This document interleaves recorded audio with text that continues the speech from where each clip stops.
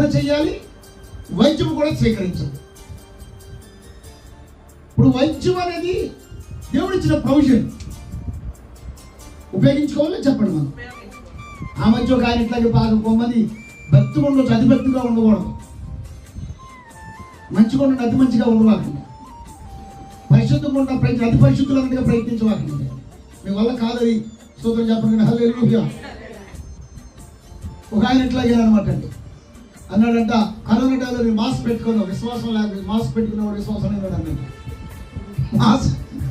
Mask పైగా టీవీలో చెబుతున్నాడు మాస్క్ పెట్టుకోకూడదు అన్నాడు, వ్యాక్సిన్ వేయించుకోకూడదు అన్నాడు. నేను చెప్పా బయటకు వెళ్ళినప్పుడు తలుపు వేసుకోకుండా ఇంటికి వెళ్ళు, బయటికి వెళ్ళినప్పుడు తలుపు వేసుకోకుండా తాళం వేసుకోకుండా వెళ్ళు.